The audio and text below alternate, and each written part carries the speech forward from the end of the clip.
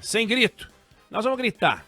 Nós temos que gritar para festejar o começo da reconstrução. O que aconteceu no Rio Grande do Sul é uma tragédia sem precedentes e vai ficando claro que ela é sem precedentes. Não no número de mortes, mas um estrago que realmente é sem precedentes. Começaram a sair as primeiras contas. Agora saiu uma conta um pouco mais bem feita, digamos assim, um pouco mais fundamentada, sobre quanto vai custar refazer as coisas. E quando eu digo coisas, é um monte de coisa, eu queria falar sobre elas no Rio Grande do Sul. Nós estamos falando de um número que pode beirar ou ultrapassar os 100 bilhões de reais. Os primeiros números que saíram são números muito modestos. E os primeiros valores que foram ofertados para a sociedade, e ainda não chegaram, também são muito modestos, diante da necessidade. O governo federal lançou um pacote que ele diz que é de 50 bilhões de reais, mas que não é de 50 bilhões de reais. Porque quando fala, estamos lançando uma medida provisória, virá mais, é fundamental que virá mais, mas estamos lançando uma medida provisória para a reconstrução e esse pacote é de 50 bi, não é de 50 bi, mas não é nem de perto de 50 bi. Porque quando a gente fala valor para a reconstrução, você vai, assina um cheque, faz uma TED, faz um Pix e joga o dinheiro lá para as pessoas. Dinheiro novo, dinheiro que elas precisam. Então, um pedaço daquele dinheiro, dos 50 bi do governo, é antecipação de cronogramas de pagamento. Por exemplo, tem lá o abono salarial. Antecipa o cronograma de abono salarial para 700 mil trabalhadores com carteira assinada. Dá 758 milhões de reais. Esse dinheiro seria desembolsado este ano. E, no entanto, vai ser desembolsado este mês. Então, é uma antecipação, não é um crédito novo. Seguro-desemprego. Liberação de 2 parcelas do seguro-desemprego para quem já tinha, já recebia antes da decretação da calamidade. Ou seja, pessoas que já estavam desempregadas vão ter uma antecipação, ou seja, esse dinheiro já estava no orçamento e vai ser antecipado. São mais 500 milhões de reais para isso. Prioridade no pagamento da restituição do IR. Está lá como 1 bilhão. Dinheiro que todo mundo que tem direito a receber, porque pagou imposto a mais, vai ser restituído. Só que em vez de ser restituído, talvez em julho, uma parte em junho, uma parte em agosto, todos, ou prioritariamente, receberão em junho. Também não é dinheiro novo. Aí tem lá Bolsa Família e Auxílio Gás. É liberação do calendário para o pagamento. Então, são 580 mil famílias que já são beneficiárias do Bolsa Família e do Auxílio Gás, que vão receber antecipadamente. Também não é dinheiro novo. Aí vem 200 milhões de reais para fundos de estruturação de projetos, que é nada, é muito pouco. E eu não estou dizendo aqui, ao falar isso, que o governo federal, ou o governo estadual, ou as prefeituras são malvadas e não estão transferindo os recursos, não. Eu só estou dizendo que, diante do tamanho do estrago, a gente está muito longe da solução. É só isso. Então, operação de crédito com o aval da União. 14 municípios. Nós estamos com 400 municípios como desafios, ou mais do que isso. Então, vai ter uma força-tarefa para analisar o crédito para municípios. Os beneficiários são 14 municípios só. E aí, o impacto disso pode chegar a 1,8 bi. Depois tem um outro que é um aporte de 4,5 bi para garantia de crédito e diz que é um potencial de alavancagem de 30 bi. Então, na conta entra como 30 bi, mas é 4,5 de aporte. Não é 30. Então, só daí, dos 50 do governo, vira 20. Depois tem outras medidas para a empresa, subvenção, ou seja, desconto na taxa de juros até um determinado limite. E por aí vai, eu não vou repassar todas as medidas, mas só para dizer o seguinte, não existe um pacote de 50 bi. Não existe esse pacote é fake. O que existe é um cálculo que o governo fez do impacto que as medidas podem ter numa visão generosa e marqueteira do governo para dizer que botou 50 bi, não botou 50 bi. Mas a despesa é real, a necessidade de despesa. E aí eu queria, só para dar um passeio por aquilo que seria a reconstrução. Então nós vamos lá, você tem uma cidade que pode ter vários bairros que tem que ser reconstruídos, ou a cidade inteira, ou alguns poucos bairros, mas você tem uma casa que desabou. Aí você tem lá um terreno cheio de entulho. Tem que pegar o trator, tem que pegar o caminhão. Multiplica isso por 100 mil casas. Você tem que tirar toda a lama e todo o entulho das ruas.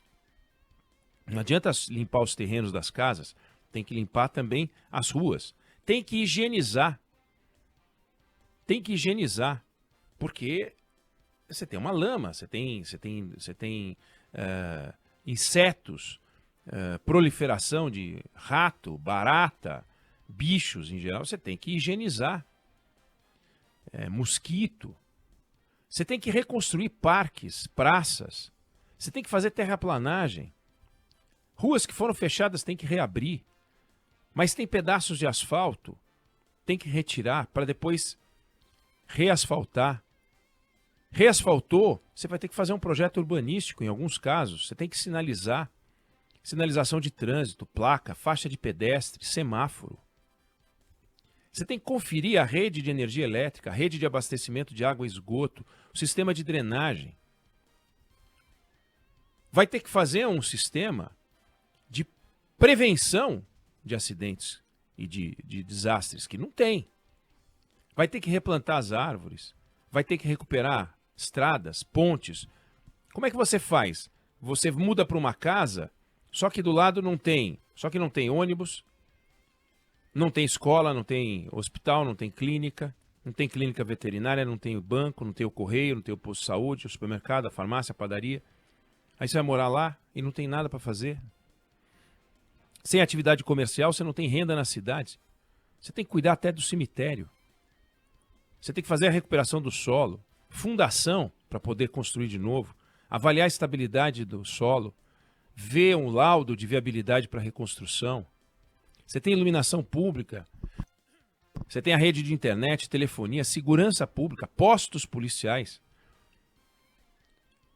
Monumentos, alguém pode dizer que isso não é importante, menos urgente. Indústrias.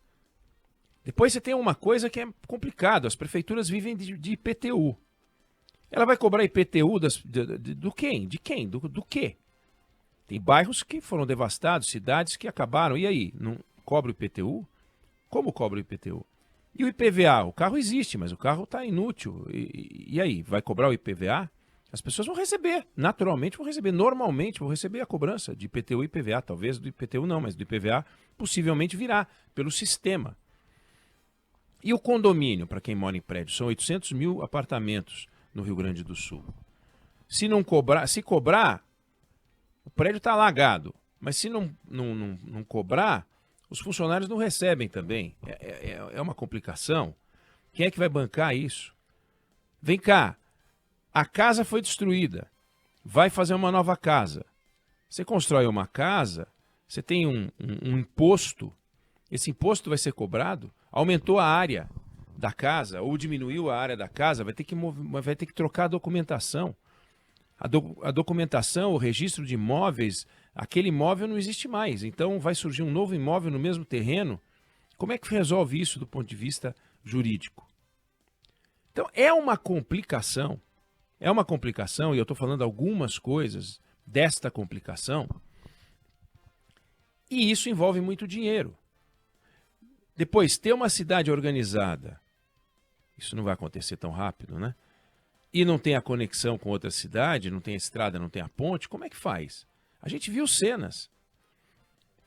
Pontes que caíram, então as pessoas saíam de um lado, desciam um morrinho para chegar até o rio, atravessavam de bote, iam para o outro lado, subiam um morrinho para ir para outra área.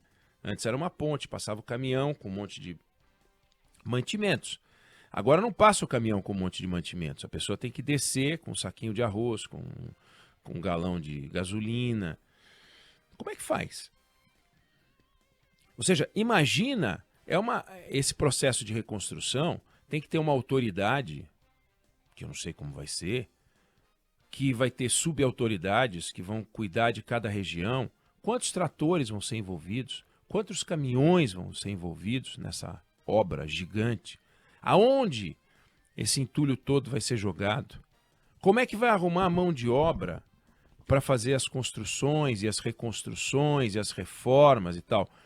Pode ser que tenha bairros sem problema algum com água, mas eles estão cercados por bairros com problema de abastecimento, com problema sem estrutura, sem nada. Como é que vai voltar? Não tem a escola, não dá para matricular o filho. Bom, mas matricula na escola da cidade vizinha, mas a cidade vizinha também não tem escola, mas digamos que já tenha, mas ela foi montada para um número de alunos que já existe. Então, como é que você vai abrigar, vai dobrar a densidade de alunos na escola vizinha? E como é que vai para a cidade vizinha? Com ponte, se não tem a ponte?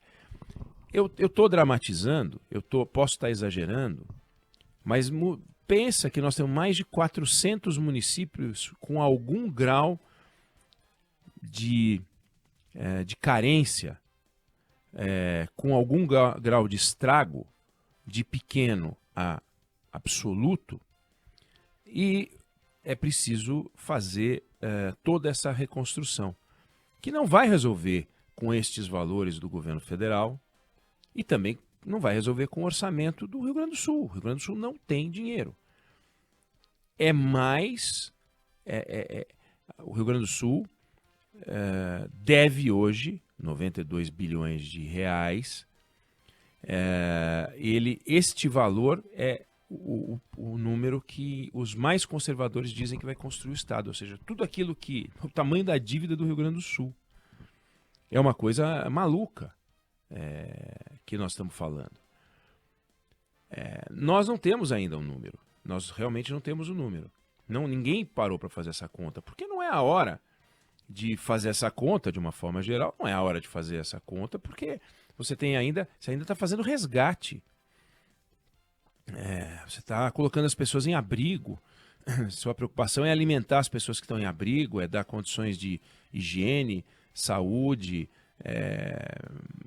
enfim, nem educação nós estamos falando, mas é essa etapa. Mas quem faz prevenção e quem faz projeção e faz plano já tem que pensar na reconstrução.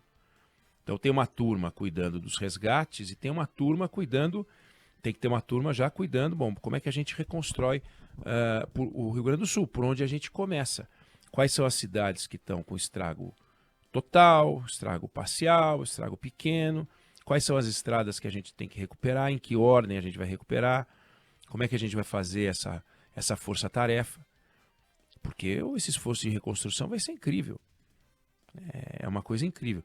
Fora que durante esse período, o Rio Grande do Sul vai ter prejuízo, né? A economia do Rio Grande do Sul vai perder. Uma economia que equivale a 6% do PIB brasileiro, uma economia importante, uma economia rica, ela vai perder bastante, né? Você pensa que é um estado que produz 640 bi ano, e vai gastar 20% disso na reconstrução. Como pode isso? Não tem dinheiro nem para pagar a dívida é de 90%. Claro, não paga 90%, não tem dinheiro para pagar o serviço da dívida, não sobra dinheiro para nada e ainda precisa de 20% do PIB do Rio Grande do Sul para poder fazer a reconstrução. Então eu trouxe alguns dados para a gente ter uma noção do tamanho do estrago e o grau de articulação que a gente tem que ter para que essa reconstrução seja efetiva. Não sei se você concorda, se você discorda, mas essa é a opinião que eu tenho sobre o assunto.